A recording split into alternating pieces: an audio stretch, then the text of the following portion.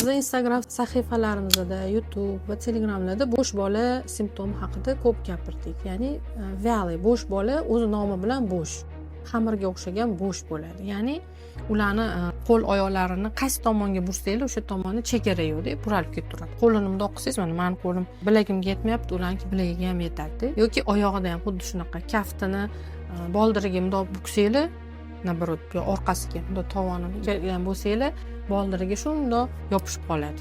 Ya'ni bo'g'imida hech qanaqa chegara yo'q. Ortopedlar gipermobilniy sustav deydi. Ya'ni juda ham mobilda sustavi bo'g'imi har tomonga buralib ketadi. Xilla maqtam keladi, meni bolam bemalol shpagat qiladi deydi. Nimaga? Chunki tosson bo'g'imi juda ham mobil, ochilib ketaveradi-da. Tuyaga yo'q bolaga o'xshaydi. Ushlasanglar xamir, muskullarni ushlasanglar ham bo'sh bo'ladi. Boshqa bolalar bilan solishtirsanglar, ularniki qattiq bo'ladi, ularniki bo'sh bo'ladi. Shunaqa bolalarni nima qilish kerak? Doktorga olib borish kerak, albatta. Nimaga? Chunki bo'sh bolani sababi juda ko'p.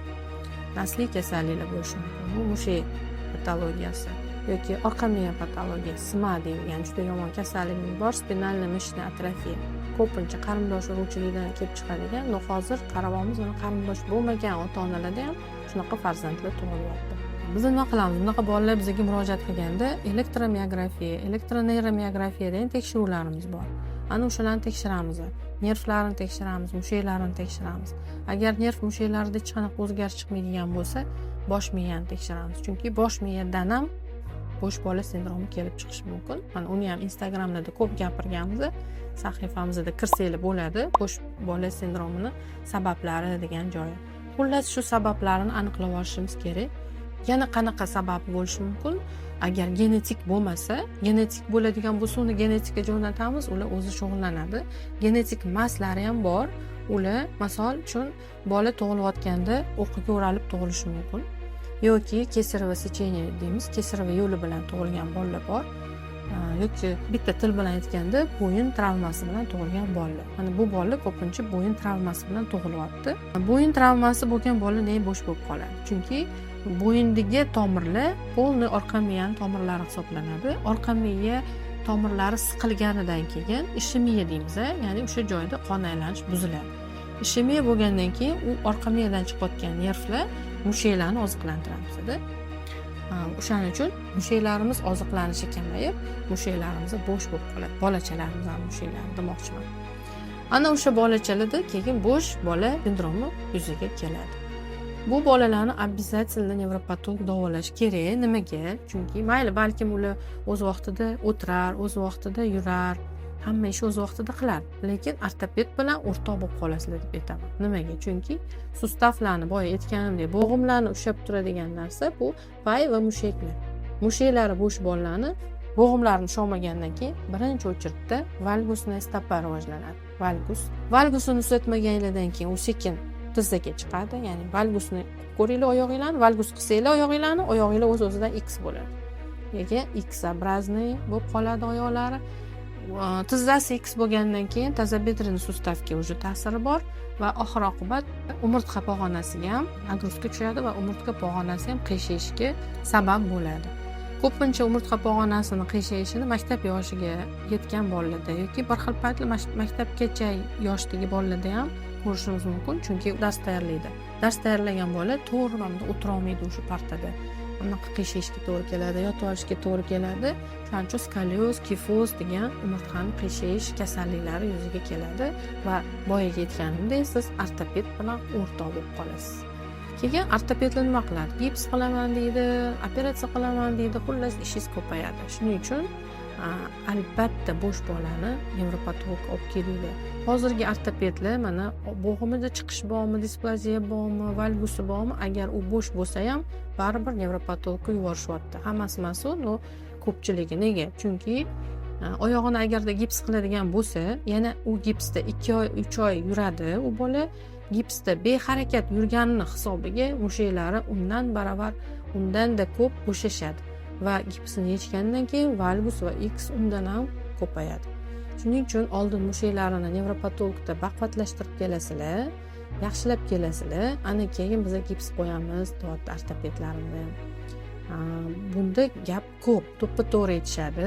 Shuning uchun nevropatologga olib kelasizlar. Mana bizada misol uchun bo'sh bolalarni juda ko'pi reabilitatsiya olishadi. Reabilitatsiya degani biza ko'proq nima bilan davolayapmiz? Stimulyatsiya qilamiz, ya'ni mushaklarni stimulyatsiya qilish.